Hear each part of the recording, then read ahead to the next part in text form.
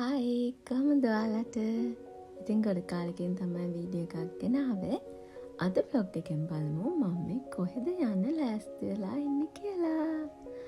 උදේම නාල කළා මං ඉක්මනටම ලෑස්ති වුණා. මට ටයිම් තියෙනවා ගොඩක්. ඉතින් ආම තමයි මං එදා ලෑස්ති වුණේ.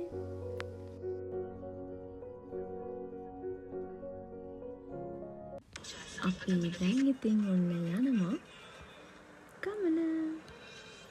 ඉතින් අපි මේ අද යන්නේ ගාල්ලේ අපේ හිතවත් මාමා කෙනෙක් ගෙදර තමයි යන්නේ. අපි මෙහෙන් 11:00ට 12ට විතර තමයි පිටත් වෙන්නේ. ගමන් ඉතින් බඩගින්නට ගන්න චූටි කෑම් ජාති අපච්චි අරන් දුන්නා.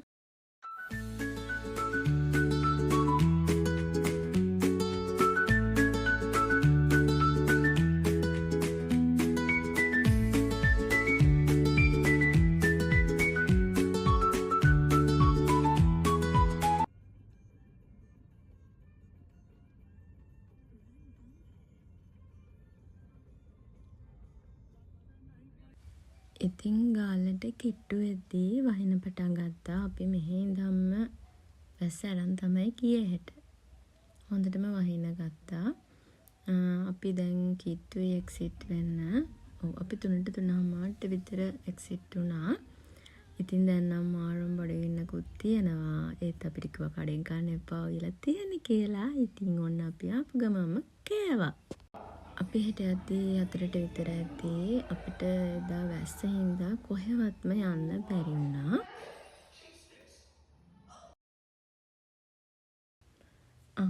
කියන්න බැරුණානේ මේ මගේ හස්බන්ඩ්ගේ ලස්සන අම්මා. ඉතින් අපි උදේම උදේ කිව්වට 10ට විතර අපි පිටත් වුණා ගෝල්ෆෝර්ඩ් යන්න. මොකද හවස් වෙද්දී අනිවාර්යයෙන්ම වහිනවා. ඒ හින්දා අපි හිතුවා උදේම යන් කියලා.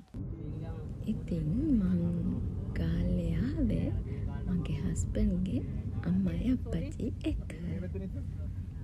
ඉතින් යාළුවත් එක්ක තමයි දැන් මම මේ ගෝල්ෆෝර්ඩ් යන්නේ.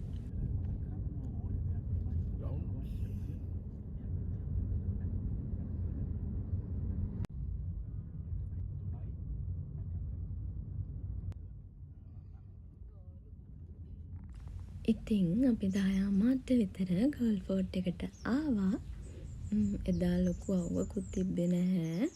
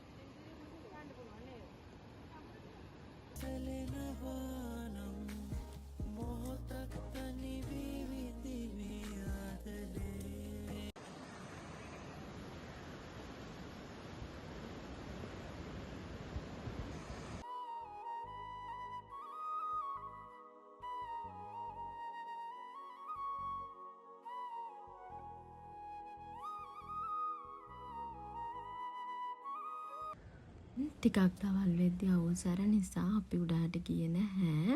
ඉතින් අප්පච්චිලා උඩහට ගිහින් එනකන් අපි ඉතින් හිටියා. මාරම 36. ඉතින් ඒ හින්දා ඉතින් එක ජාති කකා බිබී හිටියා අම්මයි මායි.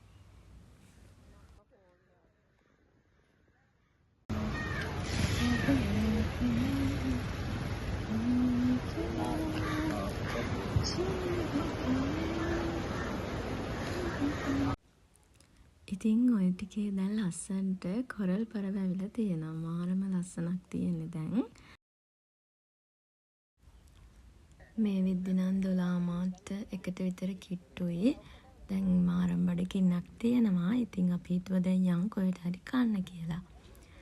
ඉතින් අපි කට්ටියත් එක්ක ආව ලන්ච් එක ගන්න. මට මතක නැහැ අපි කෑම කාපු රෙස්ටෝරන්ට් එකේ නම නම් මාරම් බඩගින්නකනේ හිටියේ. ඉතින් අපි ඔහොම කාලා අපි ආපහු ඒ ගෙදරට ගියා 3:00 විතර.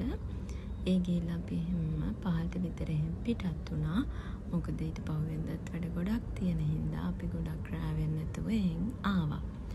බලන්නකෝ ඉතින් දැන් අහසේ ලස්සන මාරම ලස්සනක් තියෙන්නේ.